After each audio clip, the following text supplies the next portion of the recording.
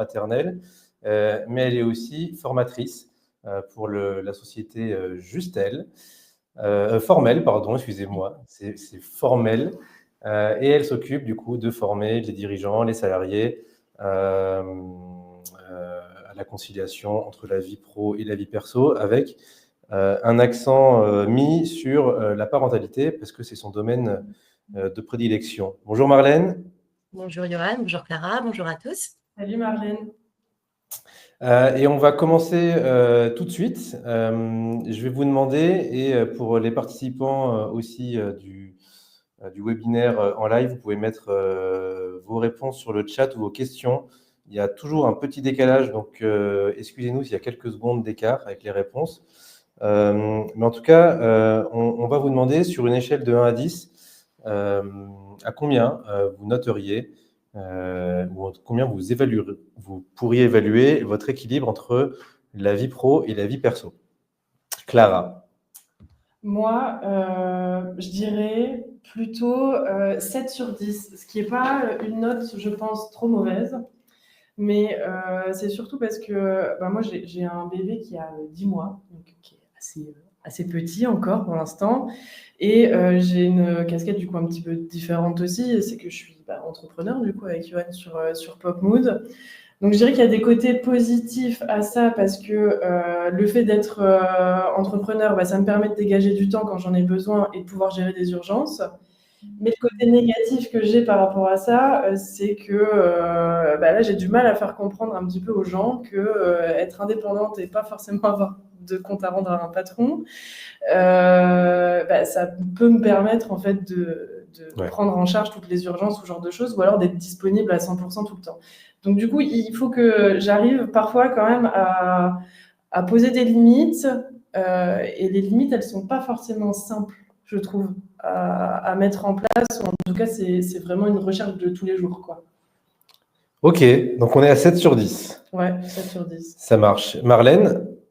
Alors moi, je mettrais une note de 7,5 sur 10. Le ennemi est important. C'est entre les deux parce qu'on est toujours sur une marge de progression et d'adaptation chaque jour.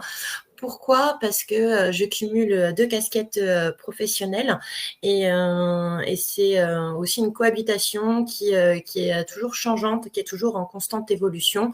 Et à ça, il faut associer le perso pour que chaque membre de ma famille puisse aussi toujours avoir son temps de qualité à la maison. Ok, et moi aussi je me mettrais, je pense, une note autour de 7 sur 10. Mais en sachant que si on m'avait posé la question il y a 2 ans, peut-être, on serait plutôt à 2,5, 3. En tout cas, sur une note bien en dessous, pour plein de raisons qu'on va évoquer un petit peu plus tard. Donc on est, en tout cas, nous tous les trois aujourd'hui, sur plutôt du 7, mais c'était très évolutif. Alors, quand on entend aujourd'hui beaucoup parler de conciliation, vie pro, vie perso, d'équilibre, maintenant, il va falloir se demander si c'est vraiment un enjeu important ou si c'est un effet de mode. Je vais essayer de commencer à y répondre. Moi, je dirais que chercher l'équilibre vie pro, vie perso à tout prix, c'est peut-être un leurre et c'est peut-être quelque chose qu'on théorise beaucoup trop ou sur lesquels on a en tout cas des croyances. Par exemple, on va beaucoup entendre qu'il faut laisser ses problèmes perso à la porte du travail et vice-versa, que les problèmes du travail doivent rester à la porte du travail. Moi, je fais partie de ceux qui pensent que c'est quelque chose d'absolument impossible parce que les deux sont beaucoup trop interconnectés. Ouais. On passe des journées de travail complètes de 8-9 heures à 18-19, peut-être plus. On vit des choses difficiles ou très bonnes des deux côtés. Et moi, je pense que vouloir mettre en tout cas une barrière beaucoup trop solide ou en tout cas qui ne serait pas du tout poreuse entre la vie pro et la vie perso serait une erreur. Ouais. Parce qu'il faut bien, je pense, prendre en compte les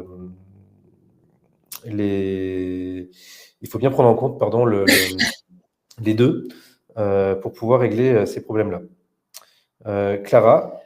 Moi, c'est pareil. Je pense qu'en fait, l'équilibre, c'est un vrai enjeu. Mais trouver l'équilibre, je pense que pour ça, il ne faut pas que ce soit imposé. L'équilibre, il doit plutôt être choisi en fait en fonction, je pense, de la personnalité de la personne, de son travail aussi, de sa composition familiale. En fonction du travail qu'on exerce, trouver l'équilibre, c'est pas forcément évident. On a des professions où on va travailler plutôt le midi, plutôt le soir, là où on est censé plutôt être dispo avec sa famille. Donc là, gérer l'équilibre, c'est une autre gymnastique que d'avoir des horaires de bureau, on va dire classiques. Mais il y a aussi autre chose, c'est que je pense que ça doit vraiment être individualisé et qu'il y a des situations qu'on est obligé de prendre en compte quand on est un employeur. Je pense par exemple aux familles monoparentales, aux salariés aussi qui ont un statut d'aidant. Quand on est aidant, aujourd'hui, vraiment différencier la vie pro, la vie perso, c'est pas forcément possible parce qu'on doit se rendre beaucoup plus disponible pour sa vie personnelle. Donc tout ça, c'est des situations qui sont complexes et qui sont, on va dire, propres à chacun, mais sur lesquelles je pense sincèrement qu'il faut communiquer. Je pense que le salarié doit pouvoir communiquer librement en fait avec son employeur sur ces situations personnelles qui peuvent lui poser des problèmes, et il faut que l'employeur surtout soit vraiment à l'écoute aussi de ces problèmes-là. Voilà, c'est ce que je pense moi sur le sujet, c'est que l'équilibre, c'est vraiment un enjeu, mais que trouver cet équilibre, ça doit se faire à plusieurs. Bien sûr, et puis on va en parler avec Marlène, parce qu'on n'est pas tous égaux face à ces problèmes-là. Clara me faisait remarquer que voilà, il y a des familles monoparentales, il y a des familles avec des gens malades ou en tout cas sur des maladies longues. On a des entrepreneurs, on a des gens. C'est mon cas où j'ai la chance d'avoir une femme qui travaille dans l'éducation nationale, où c'est peut-être plus facile de se dégager du temps à certaines périodes, notamment les vacances scolaires. Mais clairement, il faut prendre en compte les enjeux spécifiques de chacun. Et je pense que Marlène, toi, tu dois vivre ça au quotidien. Ah oui, je le vis au quotidien et puis c'est devenu un vrai enjeu, que ce soit individuel ou collectif. Je pars du principe, dans mon cas, et c'est ce qui fait que j'ai mis en place ces formations, c'est que si on veut être épanoui dans sa vie perso, il faut que la vie pro soit satisfaisante. On passe énormément de temps sur son temps de travail, et si on n'est pas heureux, où on se sent productif, où on est épanoui, quand on rentre à la maison, on revient avec un sac à dos chargé d'émotions qui n'ont pas été constructives, positives, et donc du coup aucun moment, que ce soit sur le pro ou le perso, n'aura été bénéfique, et ça entretient un état d'esprit qui pèse sur du long terme. C'est clair, carrément. Et puis, quand on a des problèmes au travail, au bureau, c'est sûr qu'on les ramène à la maison. Parce que d'une partie, on a besoin d'extérioriser en fait avec la personne ou les personnes avec qui on vit, parce qu'on a besoin que ça sorte. Et en même temps, c'est normal, c'est OK de faire comme ça. Il vaut peut-être mieux aussi réussir à l'extérioriser, je pense. Mais à la longue, finalement, les problèmes du bureau, on les ramène tout le temps à la maison, et c'est pas facile à vivre forcément pour ceux qui partagent nos vies. Et ça, faut vraiment y penser aussi, je pense.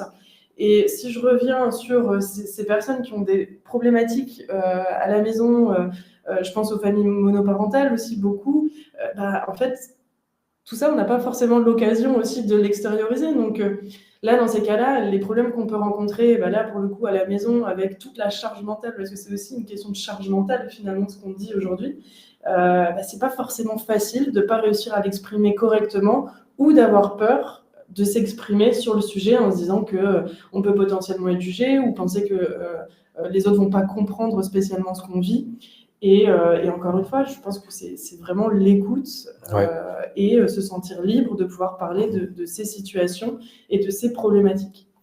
Et c'est surtout parfois aussi savoir mettre des mots sur ce que on ressent, soit dans le pro ou dans le perso. C'est pas forcément non plus évident des fois d'identifier les problématiques ou les ressentis. Ok, on va basculer encore plus maintenant dans le monde de l'entreprise et on va essayer avec Marlène de vous donner quelques conseils à la fin de chaque thème pour essayer de mettre en pratique des solutions concrètes pour essayer d'équilibrer la vie pro et la vie perso, en sachant que le premier conseil, ce sera qu'on n'y arrive jamais vraiment à 100%, et qu'il ne faut pas l'accepter. il faut parfois l'accepter. Juste, je me permets d'ajouter quelque chose. Restez bien jusqu'à la fin du live parce que pour tous ceux qui seront là et qui sont présents, du coup, merci aussi d'être là ce midi avec nous et de prendre un peu de temps sur votre pause déj. On vous enverra en fait directement dans votre boîte mail les conseils que Marlène va nous donner du coup sur comment on organise justement et on concilie cette vie perso et cette vie pro. On n'affiche pas tout dans ce que vous voyez du coup projeté à l'écran parce que en fait c'est pas forcément possible de tout écrire et puis ça va être plus sympa si vous le recevez dans votre boîte mail. Voilà. Ok. Alors du coup, effectivement, on dit que c'est souvent aux salariés de gérer son équilibre entre sa vie pro et sa vie perso. C'est même parfois des reproches qu'on peut entendre de certains managers en disant et finalement, mon coco, c'est à toi de faire en sorte d'équilibrer ta vie pro, ta vie perso, et tes problèmes, tu les ramènes pas au travail. C'est quelque chose qu'on entend souvent.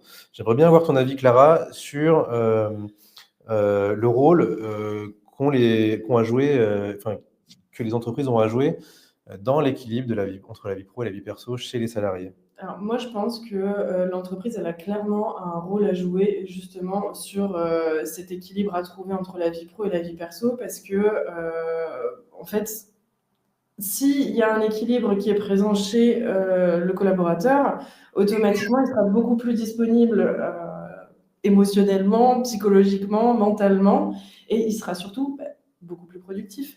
Si vous n'emmenez pas avec vous toutes vos galères du matin, par exemple, j'en sais rien, on vous impose d'arriver à 8h30 le matin, mais vous avez le premier à déposer à l'école, le deuxième à déposer à la crèche, et puis après, du coup, vous avez tout le trafic et les bouchons à gérer, et que vous arrivez la boule au ventre à 8h45 parce que vous avez peur de vous faire engueuler, clairement, vous démarrez extrêmement mal la journée. Donc, évidemment, certaines professions où, encore une fois, on a des ouvertures, par exemple, de magasins, des ouvertures d'agences, des ouvertures de standards. On n'a pas le choix que de mettre quelqu'un à une heure fixe devant son poste parce qu'il faut être capable de répondre à la demande du client. Ça, il n'y a pas de sujet. Mais il y a peut-être, dans ces cas-là, la possibilité de s'arranger, de trouver des possibilités pour que le standard soit pris en attendant par quelqu'un qui est un peu plus disponible le matin. Il y a toujours des choses sur lesquelles on peut s'arranger pour permettre aux salariés d'arriver le matin au travail en ayant l'esprit apaisé. De pouvoir se dire, OK, moi j'arrive, il est 8h45 parce que je ne peux pas arriver à 8h30 par mes contraintes familiales.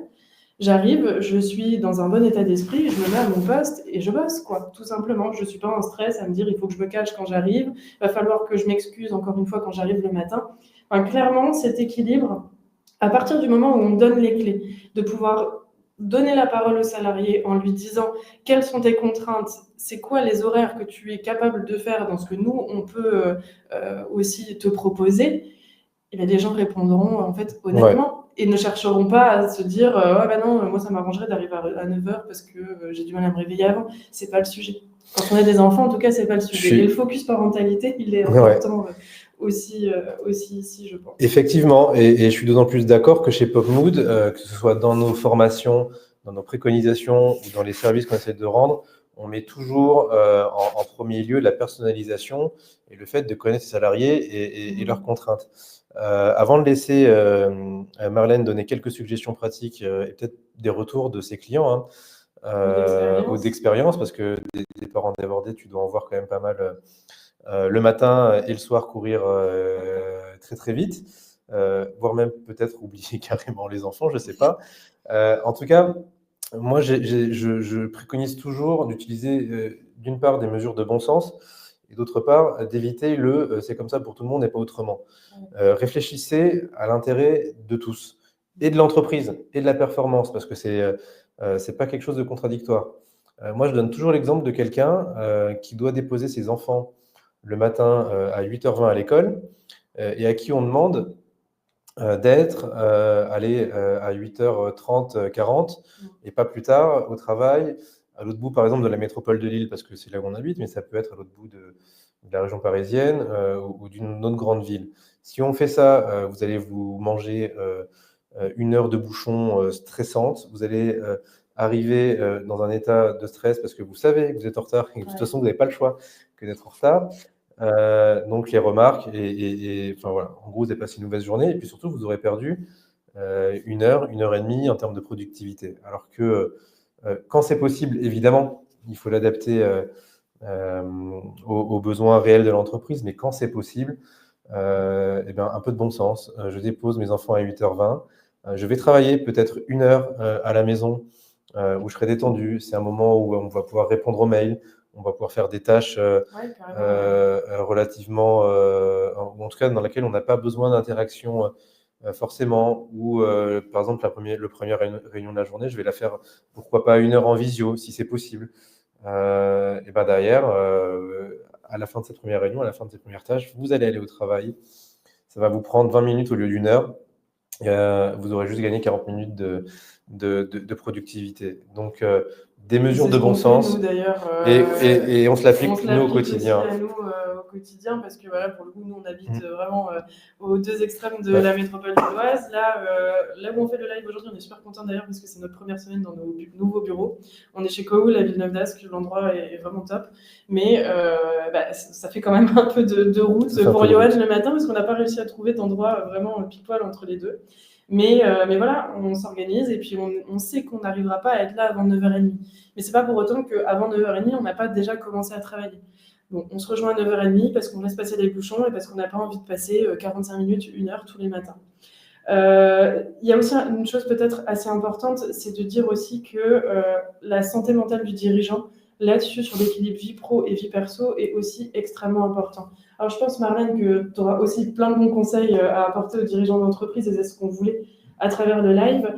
C'est que, aussi, un dirigeant, on n'arrête pas de le dire, mais qu'un dirigeant d'entreprise, un manager qui est bien dans sa tête, automatiquement, le reste des équipes se porte normalement bien aussi. Donc, cet équilibre vie pro et perso, il faut aussi se l'appliquer en tant que dirigeant d'entreprise. Et même si c'est compliqué, même si les enjeux ne sont pas les mêmes, on le sait, on le vit aussi au quotidien, il faut réussir à se l'imposer. Déjà pour montrer l'exemple, et ensuite, justement, pour donner envie à vos salariés de eux-mêmes expliquer ce qui leur arrive, les problématiques qu'ils peuvent rencontrer. Ok, alors comme petit conseil, on peut aussi ajouter ça, Clara, tu fais très bien mettre en place des plages protégées, on va entre guillemets, dans le sens où on va dire, voilà, pendant ces plages-là, que vous allez définir ensemble, pas de réunion, peut-être pas d'appel, pas de sollicitation, et du coup avoir des moments de travail vraiment focus dans laquelle on sait qu'il n'y aura pas de sollicitation. Ça demande un effort, parce que ça veut dire qu'il faut faire confiance aussi aux gens. Ça peut être en télétravail, mais ça peut être aussi en présentiel. Et ça va demander une chose qu'il va falloir travailler de manière vraiment profonde, c'est la gestion des urgences. C'est à quel moment on peut se permettre de déranger quelqu'un parce qu'il y a une urgence ou pas d'urgence. Voilà. Oui, réussir à prioriser les tâches et à gérer les urgences, carrément, c'est aussi ce qui permet de rééquilibrer. Marlène, je ne sais pas si tu vas ajouter quelque chose là-dessus, sur ce sujet-là. Alors, moi, je rajouterais que c'est pas une illusion, c'est vraiment quelque chose qu'on peut appliquer. On peut prendre exemple sur les pays nordiques, la Suède, Danemark, Finlande, qui ont mis en place depuis 5 ou 6 ans des nouvelles façons de travailler. Ils se sont inspirés vraiment sur 3 piliers forts. On a la mise en place de congés parentaux qui sont beaucoup plus généreux. On est sur 480 jours de congés parental et qui sont équilibrés et repartagés entre le père et la mère, et qui sont également mieux rémunérés à 80% de salaire. Ok. 80% de salaire ? Dans les pays nordiques, oui. On sait que donc ça, c'est mis en place en Suède. Au Danemark, on est sur des semaines de 37 heures où il y a beaucoup plus de flexibilité horaire.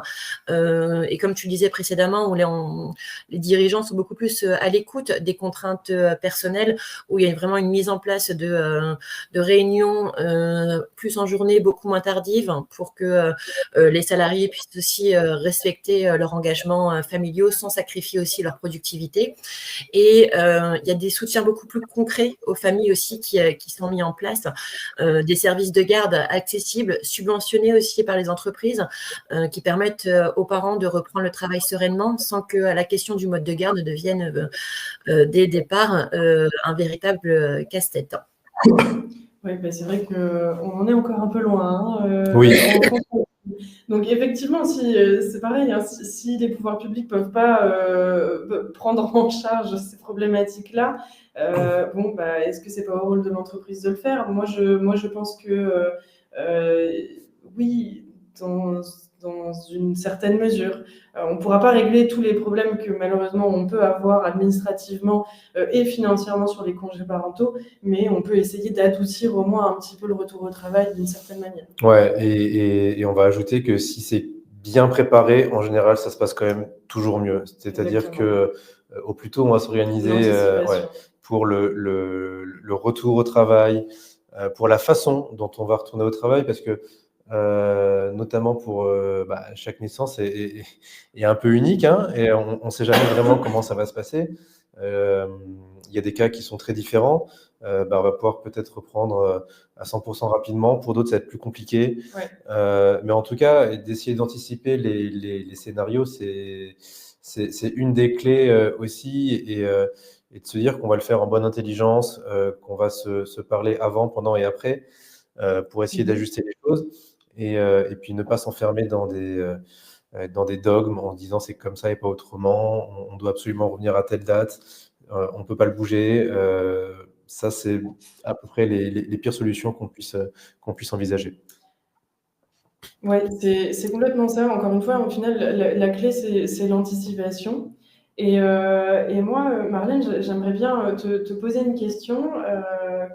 C'est des thèmes dont on a parlé déjà avant, mais qui me paraissaient hyper intéressants au moment où on a préparé tout ça avec Yoann et Marlène. C'est pourquoi cette charge mentale en fait, des parents, c'est encore autant un tabou en entreprise, d'après toi?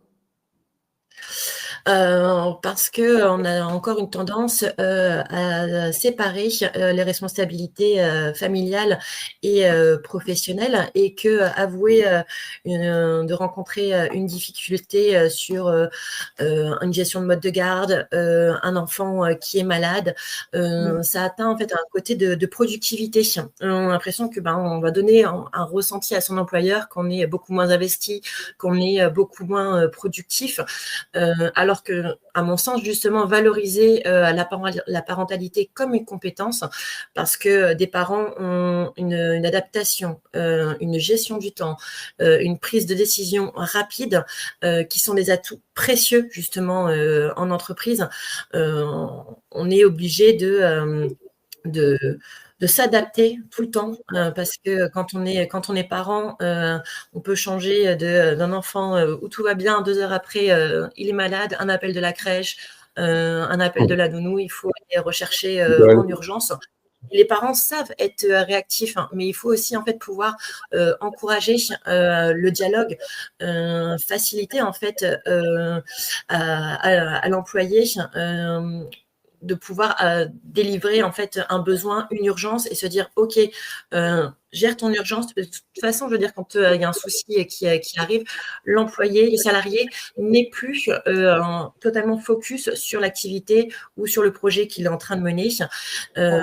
Ouvrir en fait un espace d'échange sur une urgence permet en fait à l'employeur de se dire ok, je lui donne son temps, il gère son imprévu, et ensuite il revient beaucoup plus compétitif et beaucoup plus serein sur son projet. Bah oui, exactement. En fait, tout ce que tu dis, c'est vraiment des leviers finalement pour alléger en fait la charge mentale aussi du dirigeant, mais comme des salariés au quotidien. C'est parfois en fait des conseils qu'on peut se dire plein de bon sens, ou quand on en parle, on se dit bah oui, évidemment, c'est exactement comme ça qu'il faut faire, mais dans les faits, c'est pas si simple que ça. Quel conseil en fait Pardon, vas-y Marlène. Oui, par exemple, un cas concret, une réunion est prévue. On a justement évoqué le fait que de planifier les réunions, soit fin de matinée, début d'après-midi, selon les besoins des salariés, sur leur capacité où ils sont le plus disponibles. Et on peut aussi gérer les interruptions intelligemment. On est tous bookés en réunion. On se dit pendant 1 heure, on laisse les téléphones de côté. S'il y a une secrétaire qui reçoit un appel d'urgence, elle peut intervenir et solliciter le salarié pour l'informer d'une urgence vraiment importante. Le fait, en fait, par exemple, d'isoler les téléphones lors de la réunion permet d'être totalement concentré sur ce qui se passe en réunion, parce que souvent on a toujours tendance, moi je sais que là j'ai pris mon téléphone, je l'ai mis loin pour justement pas être interpellé par un message, un mail. La pollution, les micro-pollutions ne permettent pas une concentration et une productivité totale dans un temps donné. Ouais, je suis complètement d'accord. Et d'ailleurs, c'est marrant que tu dis ça parce que moi, c'est quelque chose que je m'applique depuis quelques temps. C'est que quand je suis au travail, j'ai activé sur l'iPhone. Maintenant, tu peux activer des temps en fait consacrés à ce que tu veux. Donc, quand je suis au travail, bah, j'ai mes notifications par exemple de réseaux sociaux, etc., qui s'affichent pas. Et le soir, à partir de 18h, quand je suis avec mon fils et jusqu'à son coucher, là, je suis en ne pas déranger complet. Et là, c'est l'inverse. C'est toutes mes notifications de bureau qui s'affichent pas du tout. Alors, il faudrait que je fasse peut-être au niveau supérieur, c'est-à-dire de dire 18h jusqu'au lendemain matin. Mais là, je suis pas encore vraiment capable de le faire. Donc, à partir de 20h, tout ressonne. Mais entre 18 et 20h, je suis avec mon fils et je suis pas polluée justement à côté par les mails que je peux recevoir, les messages de Johan. Mes messages, oui. Mais alors, c'est des choses que j'ai réussi à mettre en place de mon côté et je trouve que c'est un conseil super intéressant que tu donnes, Marlène, là-dessus, parce que moi, ça m'aide vraiment, ça pour le coup, énormément. Oui, et on peut aussi s'autoriser excuse-moi Yann. On peut s'autoriser aussi des temps hybrides. Typiquement, le mercredi, c'est souvent la journée des enfants. Et j'ai fait un post d'ailleurs sur LinkedIn dessus où on peut avoir des temps hybrides. C'est-à-dire que au lieu d'avoir qu'un mercredi totalement pro ou totalement perso, on peut aussi s'organiser une journée mixte. Au lieu de chercher un équilibre parfait, on essaie de trouver des ajustements en continu et selon les besoins du moment. Si on sait que on attend un mail urgent, mais on est en off le mercredi, on se dit bon, je me consacre à mes enfants de telle heure à telle heure, mais je sais que je me mets une alerte d'aller regarder ce mail et uniquement ce mail parce qu'il y a une urgence. C'est vraiment les temps hybrides qui peuvent permettre de garder cet équilibre entre la vie pro et la vie perso. Ouais, effectivement. Alors, si vous avez la chance de pouvoir le faire, le petit conseil de Marlène sur le numéro d'urgence, il est top parce que ça permet de se libérer l'esprit et de se dire si vraiment il y a une urgence, je sais que quelqu'un va venir. Parce que heureusement ou malheureusement, je ne sais pas, aujourd'hui on est tous très très connectés et c'est quand même plutôt sympa de se dire que, en tout cas, quand votre téléphone ne marche pas ou qu'il est en silencieux, on peut avoir cette crainte de se dire mais s'il y a quelque chose, je vais pas être au courant. Voilà, le fait de se dire je sais que j'ai une solution de secours et mon téléphone il va être éteint ou en mode silencieux et qu'il arrive, j'aurai quand même l'urgence s'il y en a une. Ça enlève beaucoup de charge mentale. L'autre chose qu'on peut ajouter, c'est respecter vos temps personnels. C'est-à-dire qu'on n'est pas tous égaux, on n'a pas tous les mêmes moments de focus dans une journée. Il ne faut pas culpabiliser si, par exemple, quelqu'un va être focus de 23h à 1h du matin. Le premier réflexe, ça va être de se dire mais c'est un malade, il envoie des mails passé minuit. Mais en fait, si ça correspond à votre temps de travail efficace, pour moi, je vois aucun problème. Et encore une fois, le problème là dans ces cas-là qui peut se poser, c'est si la personne en face à qui vous envoyez le mail, vous savez que ce sera mal perçu où vous savez que potentiellement vous allez la déranger en plein milieu de la nuit, il y a des outils aussi formidables qui permettent de programmer les emails. Ouais. C'est-à-dire que l'email, certes, vous l'écrivez à minuit parce que c'est le moment où vous êtes productif, chacun son truc, mais la personne, elle le recevra à partir de 8h30 du matin. Ouais, et puis il faut se connaître. Voilà, moi, quand j'envoie des messages à Clara à 23h30, j'attends pas de réponse. Je sais que le message, il est envoyé et je sais qu'elle va pas penser quoi que ce soit parce que j'aurais envoyé ce message à ce moment-là. Peu importe, on se connaît, elle sait que j'attends pas de réponse. Donc ça, il n'y a pas de souci.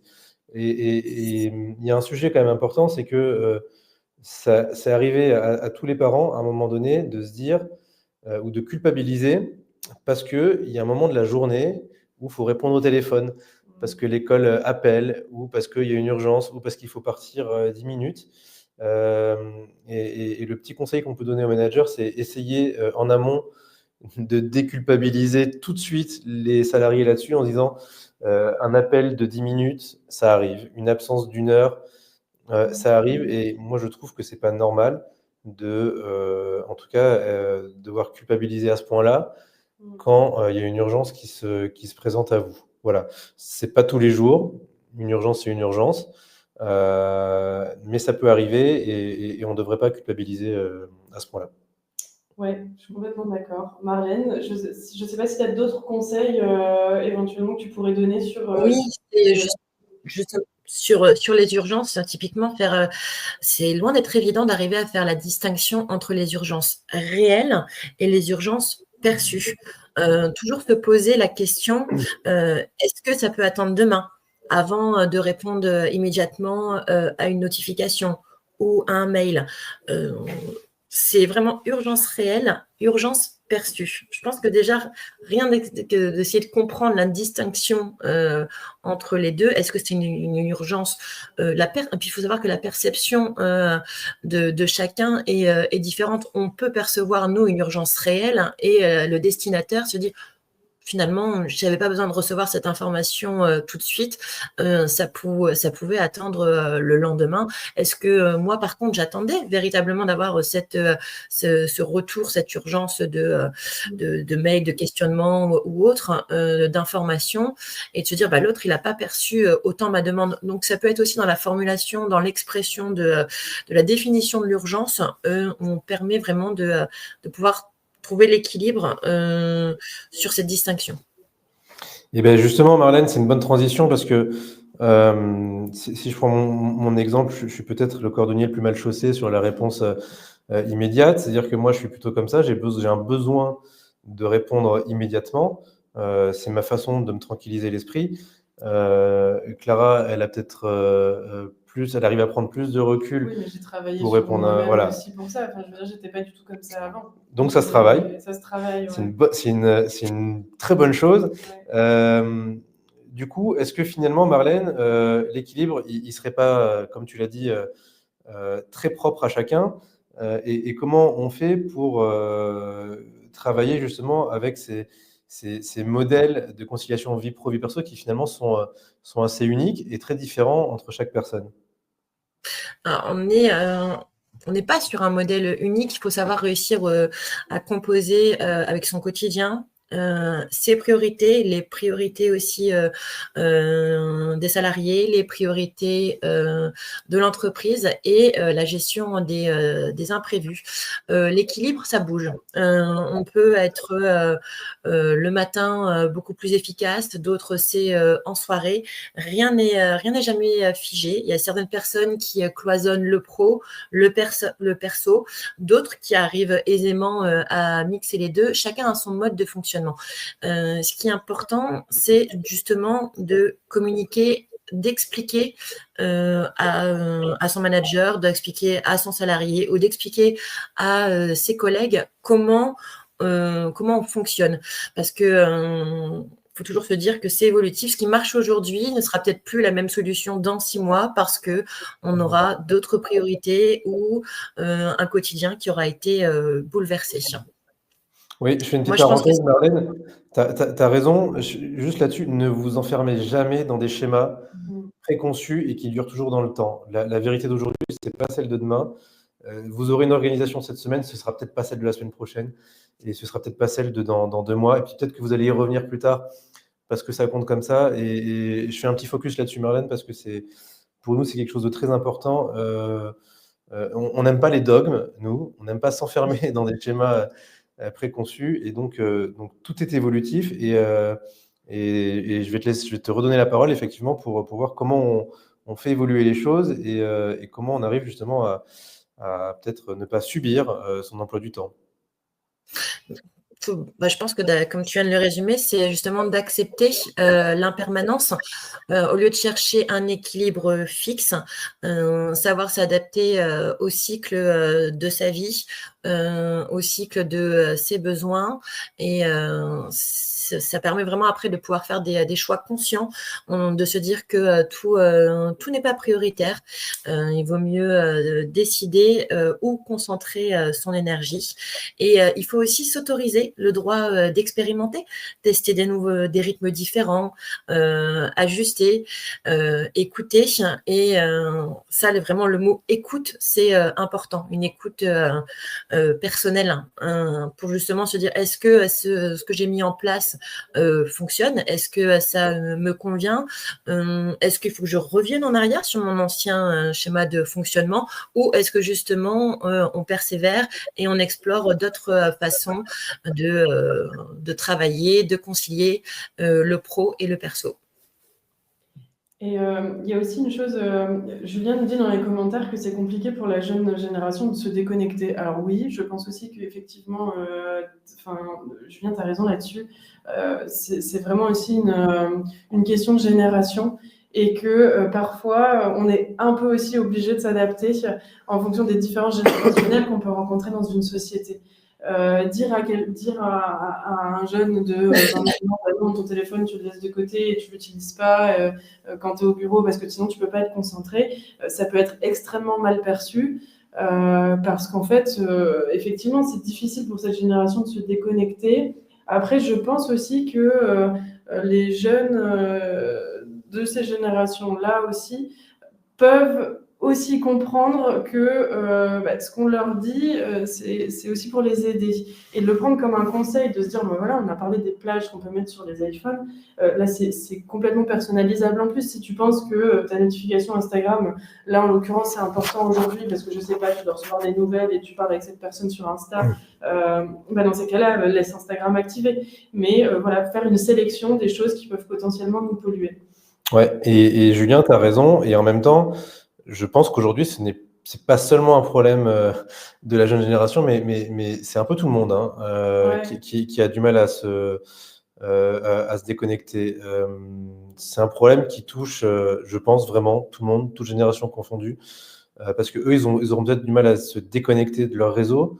Les gens un peu plus âgés, ils auront du mal à se déconnecter de leur mail ou du mal à se déconnecter de leur travail.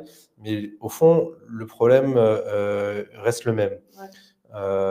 L'idée, c'est comment justement on va s'adapter à chacun pour que ce soit le moins contraignant possible aussi et que ce soit bien vécu. Parce que je reprends ce qu'a dit Clara, déconnecter les gens de manière abrupte, comme ça peut être très anxiogène, vraiment, de se dire tiens, j'ai plus entre les mains ce qui m'anime quelque part. Donc, j'ai plus cette connexion constante que j'ai avec les autres d'habitude. Et ça peut être super déroutant au départ, mais encore une fois, je ne sais pas ce que tu en penses, Marlène, là-dessus, mais je pense que toutes les générations sont capables de cohabiter en entreprise à partir du moment où on leur apprend aussi comment le faire. Et ça tombe bien parce qu'on a une formation en plus là-dessus avec Johan sur justement faire cohabiter cette différence générationnelle au sein d'une entreprise pour que ça se passe bien. Moi, je pense que la jeune génération a une capacité à switcher plus facilement le pro, le perso, parce que ils ont cette habitude d'être sursollicités sur plusieurs univers, sur plusieurs plateformes, et on peut justement s'inspirer d'eux parce que ils ont une capacité à gérer ces fameuses interruptions. Alors nous, on a besoin, comme toi, Clara, par exemple, de couper son téléphone parce que on se dit qu'à partir de 18h, on est focus sur sa famille. La jeune génération, elle va poser son téléphone et elle va se mettre dessus et hop, une fois qu'elle aura été productive, elle va revenir à une autre activité. Je pense aussi que ils subissent beaucoup moins aussi leur emploi du temps. On est encore aussi des fois dans les archétypes un peu où de telle heure à telle heure, on gère une réunion. Ensuite, les plages sont très définies. La jeune génération, c'est vraiment s'adapter et se centrer sur son énergie et la focaliser sur des moments donnés dans la journée. Et je pense que ça, c'est important de s'inspirer d'eux.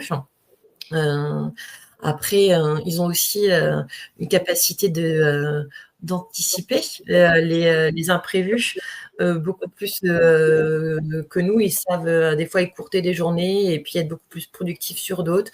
Je pense que l'ancienne génération ou la nouvelle génération ont beaucoup à s'apprendre mutuellement pour progresser et pour continuer à s'enrichir.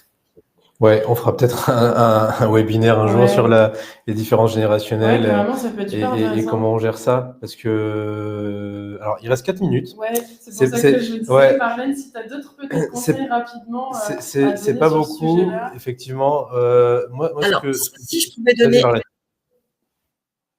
un conseil, vraiment, c'est que je pourrais donner 10 000 conseils, 10 000 façons de travailler, de mode d'organisation, de communication. Mais ce qui est important vraiment de retenir, c'est que une étude individuelle et collective est nécessaire au préalable avant la mise en place de ces formations, de cet accompagnement. Et il faut savoir aussi mettre, moi en tant que formatrice, que consultante, mettre un temps d'écoute en amont auprès soit des salariés, soit auprès de l'entreprise pour identifier et comprendre les besoins et les attentes de chacun. Je pourrais arriver avec une liste de conseils énorme. Si elle ne correspond pas aux attentes, elles ne fonctionneront pas. Donc vraiment savoir s'écouter, je pense que c'est vraiment le plus important. Merci beaucoup. Ok, merci Marlène. Avant de finir, donc Marlène, je vous rappelle, elle est consultante formatrice pour Formel. Elle s'occupe de justement vous accompagner dans la conciliation entre vie pro, vie perso. Elle va aussi former les salariés et les managers. C'est une intervenante aussi Pop Mood, puisque elle fait partie du catalogue de prestataires avec lesquels on peut travailler. Donc, n'hésitez pas. Un petit peu d'autopromo. Voilà. Cadeaux de fin de webinaire comme pour le premier. Donc, pour le premier, vous avez été super content de recevoir les petits cadeaux qu'on vous avait donnés. Donc, avec Yoann, on s'est dit qu'on allait réitérer l'expérience. Donc, moins 15% sur les services et les formations. Et en plus de ça, pour ceux qui étaient présents, du coup, on vous envoie les conseils de Marlène dans votre boîte mail, notre livre blanc, le catalogue des formations Pop Mood, du coup, mis à jour pour 2025. Et on vous offre aussi un premier bilan QVCT. Donc, c'est sous forme d'un rendez-vous de 30 minutes que vous pouvez prendre directement sur nos liens Calendly qui sont sur nos profils LinkedIn. Pour ceux qui sont présents, du coup, LinkedIn ne nous permet pas forcément d'obtenir la liste des personnes qui sont en train de visionner. Donc, n'hésitez pas à nous écrire directement en message privé sur LinkedIn pour qu'on puisse vous envoyer tout ça. Ça nous permet en fait d'être sûr d'avoir oublié personne et c'est quand même plus intéressant comme ça. Pour les prochains rendez-vous, du coup, on va avoir notre prochain webinaire qui sera le 10 avril et le sujet là portera sur le burn-out. Donc, comment le prévenir, comment le détecter et surtout les conseils pour se reconstruire après un burn-out qui sont hyper importants. Et on a aussi la semaine de la QVCT qui arrive très très vite, c'est du 16 au 20 juin. Et on va vous préparer en fait plusieurs offres un peu clés en main pour animer du coup cette semaine dans votre entreprise. Pareil, toujours hyper personnalisé et sur mesure pour tout le monde, mais on vous prépare quand même des activités à mettre en place et des offres spéciales pour cette semaine. Merci Marlène. Merci beaucoup Marlène. Merci à vous. Voilà, et les webinaires, ils peuvent être revus à volonté sur LinkedIn, donc il ne faut pas hésiter. Disponible depuis nos profils aussi, donc n'hésitez pas à les regarder ou à le conseiller aussi autour de vous si les conseils ont pu vous être utiles. Un grand merci. Et bon appétit. Bon appétit.